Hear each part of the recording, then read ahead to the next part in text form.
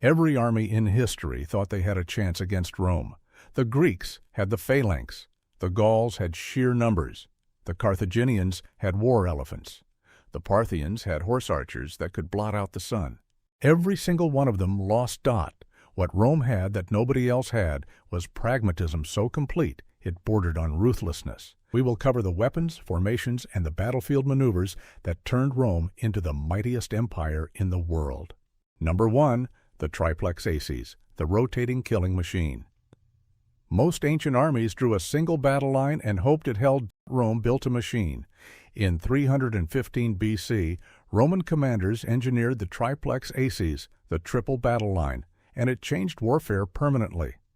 Not because it was bigger or faster than what came before, because it was the first army formation in history designed to win a war of attrition automatically, without the general having to do anything. The Roman formation was not a wall, it was a checkerboard, the quincunx. 3 staggered lines of independent units with deliberate gaps between them. At the front, the hastati, young, aggressive, expendable in the best sense. Behind them, the principes, veteran fighters in their prime.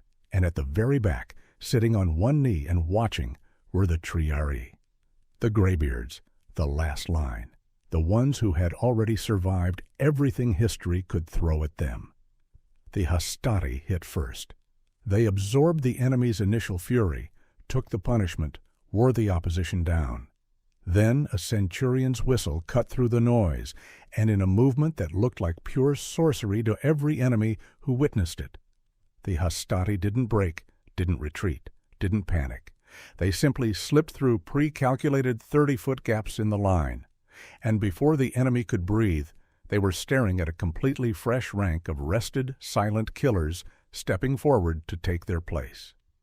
The principes took over without losing a single step of forward momentum.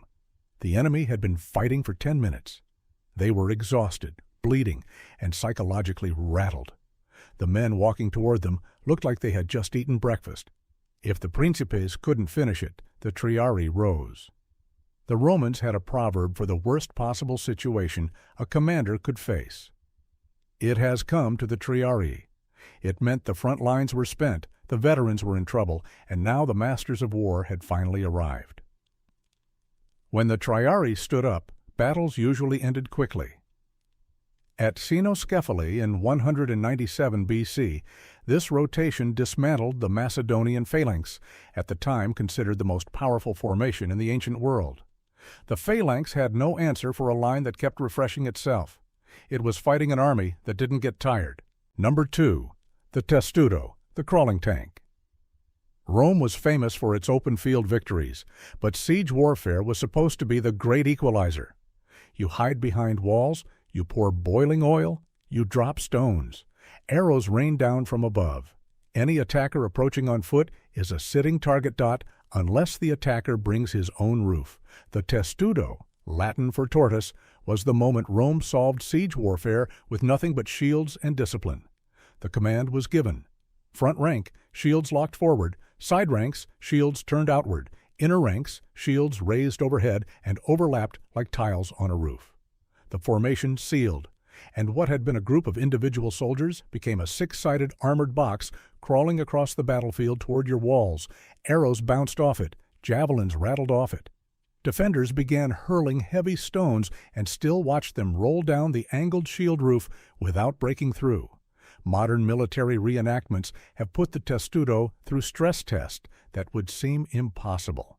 A full chariot with a team of horses driven across the top of an active formation. The shields held, the men held.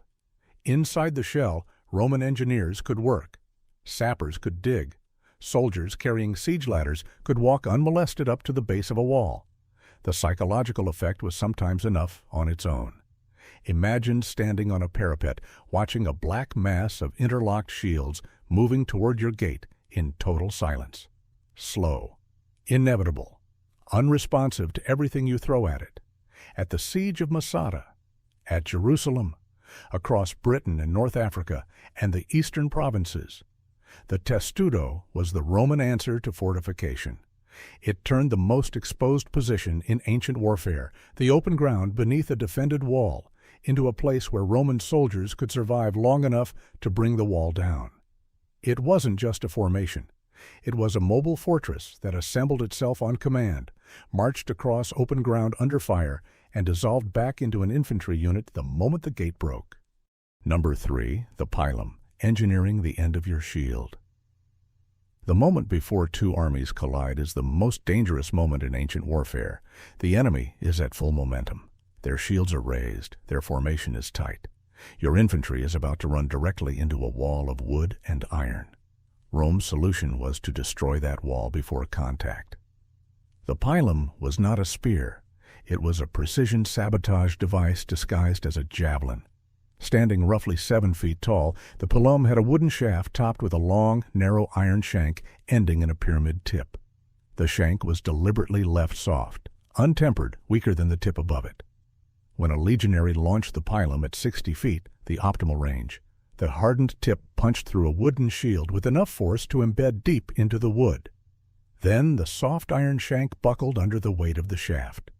The javelin bent and stayed bent. The enemy now had a 2-meter wooden pole hanging off the front of their shield, dragging it toward the ground, impossible to remove, impossible to throw back. They had 3 options.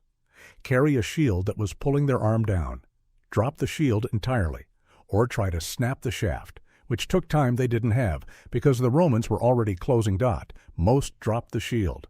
Julius Caesar's own accounts of the Gallic Wars describe warriors throwing aside their only protection in frustration, leaving themselves completely exposed at the exact moment the Roman line hit them.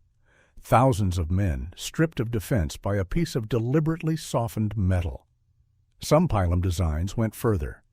The iron pins connecting the shaft to the shank were sometimes swapped for wooden pegs that snapped on impact.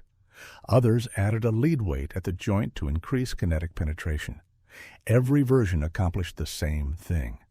The Pilum turned an enemy's shield from protection into a liability, and did it in the seconds before the Gladius came out. It was not a killing weapon. It was a disarming weapon, and that distinction is what made it so devastating. Number 4. The Gladius, the factory tool for death. Now the shields are gone. This is where the Gladius comes in. Forget everything films have shown you about Roman sword fighting. Long dramatic swings, clashing steel, a hero cutting his way through a crowd with sweeping arcs. That is pure fiction. In a real Roman formation, a wide swing would kill the man standing next to you. The Gladius Hispaniensis, adopted after Roman soldiers encountered Iberian tribesmen in the Second Punic War, was a short, wide blade, roughly 20 inches long, with a distinctive leaf-shaped tip. It was not designed for the cinema. It was designed for one specific movement, executed inside a shoulder-to-shoulder press of soldiers, the thrust. The Roman military manual is brutally direct about this. A thrust of 2 inches into the torso was typically fatal. 2 inches. The Gladius could deliver 12. The leaf-shaped tip created a wound geometry that ancient surgeons had no answer for. On entry, it punctured. On exit, it dragged. The flared edges pulled tissue toward the opening, creating massive internal hemorrhaging that was essentially untreatable in the 1st century A.D. A gut wound from a Gladius was not a wound that lost you the fight. It was a slow sentence. During the Macedonian Wars around 197 BC, the Roman historian Livy records that enemy soldiers fled in literal horror after seeing what the Gladius had done to their comrades. Not from fear of death, but from the visual reality of disembowelment on an industrial scale. Roman legionaries trained for months on wooden dummies, driving the thrust movement until it was automatic. No thought, no hesitation. Just a short, precise upward stab to the stomach from behind the cover of the scutum. By the time an opponent lifted a heavy sword for a dramatic swing, he was already bleeding from a puncture he never saw coming. The Gladius was not a weapon for heroes, it was a weapon for a system. Short, fast, lethal, perfectly engineered for the shoulder-to-shoulder crush of a Roman battle line where there was no room for anything else. Number 5. The Scutum, the weapon you thought was a shield. When historians list Roman weapons, the Scutum, the large rectangular shield, almost never makes the list. That is a mistake. The scutum was 42 inches tall. It covered most of a soldier's body. It was made from 3 alternating layers of laminated wood covered in felt and calfskin, with an iron rim around the edge. In modern terms, it was an armored door. At its center sat the umbo, a large iron boss, a raised dome of metal projecting forward from the shield's face. Modern accounts focus on the umbo's structural role, but its real function in combat was offensive. In the seconds before the gladius was drawn, the Roman legionary's first move was not a sword thrust.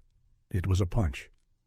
A trained veteran, channeling his full body weight into a synchronized lunge, drove the umbo directly into an opponent's fist, throat, sternum, or face. The impact weight of the scutum at full momentum was roughly 22 pounds. This was not a shove. This was the ancient equivalent of being hit by a sledgehammer at running pace. Facial bones shattered. Windpipes collapsed. The front rank of the enemy line, the men who had been bracing for a sword fight, found themselves stunned, staggering backward, creating a cascade of disruption through the ranks behind them. Only once the line buckled did the gladius emerge. The scutum also allowed the Romans to sustain the testudo. It gave the Triplex Acies its physical backbone. Every tactic on this list depended on the scutum functioning not just as protection, but as an active instrument of violence. It wasn't a shield that soldiers also used as a weapon. It was a weapon that also happened to deflect arrows. Number 6. The Scorpio, Rome's mechanical sniper. At the siege of Alesia in 52 BC, Julius Caesar faced an army of 250,000 Gauls thundering toward his lines from the outside. He had 50,000 legionaries. He had earthworks and timber walls, and he had 60 of these machines per legion. The Scorpio was a torsion-powered bolt thrower. Modern accounts call it a crossbow, which undersells it badly.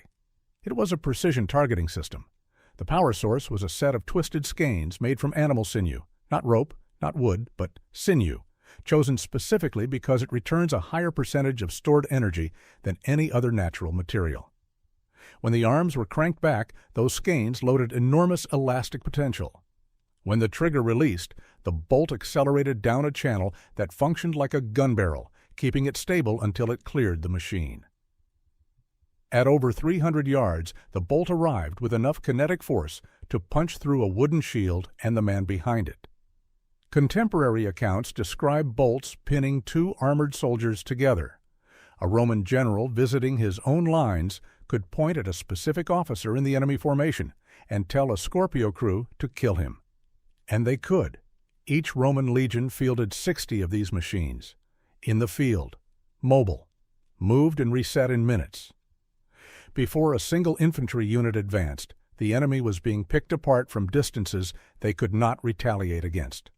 Officers were dying, unit cohesion was collapsing, and men who survived the bolts were watching it happen to the people around them. The Scorpio industrialized targeted killing 600 years before gunpowder. At Alesia, its deployment was part of what held 250,000 Gauls outside the Roman perimeter long enough for Vercingetorix to surrender and Gaul to fall permanently. It did not kill everyone. It did not need to. It just needed to make the other side believe the math didn't work in their favor. Number 7. The Cuneus, the human drill bit. When Roman legions needed to break a line rather than wear it down, they switched modes. The Cuneus, the wedge, was the Roman answer to a formation that refused to buckle under sustained pressure. The shape was simple. The strongest, most experienced soldiers at the front, forming a tight triangular point. The unit's full mass arranged behind them, widening outward. A human drill bit aimed directly at the weakest point in the enemy line. When it hit, it didn't push the enemy line back, it punctured it. The tip broke through, and then the widening triangle physically shoved the soldiers apart on both sides, creating a gap that the rest of the Roman formation could pour through. Once the line fractured, it was over. Ancient armies fought from the confidence of shoulder-to-shoulder contact. When the man next to you disappeared, when there was suddenly space on both sides, and Roman soldiers were in behind you. The psychological collapse was immediate. At the Battle of Watling Street in 60 AD, the Roman general Suetonius Paulinus faced Boudicca's rebellion. Her army numbered in the hundreds of thousands. his around 10,000. He placed his men in a narrow valley where her numbers couldn't spread, and he used the Cuneus. The disciplined wedge formation carved through Boudicca's massive force. The rebel army, unable to maneuver in the confined terrain, was slaughtered. Estimates suggest 80,000 dead by day's end against 400 Roman casualties. The Cuneus worked because it weaponized the enemy's own mass against them. The more tightly packed the opposing formation, the more devastating the impact of a wedge punching through its center. It turned an outnumbered Roman unit into a precision instrument capable of destroying an army 10 times its size. Every army in history thought they had a chance against Rome. When the phalanx stopped working in the mountains of central Italy, they abandoned it. When the maniple system proved too small for continental warfare, they redesigned the entire army. The Gladius came from studying Iberian swords. The Pilum came from studying the problem of enemy shields. The Testudo came from the reality of siege warfare. They were not the strongest army in the ancient world. They were the most adaptive,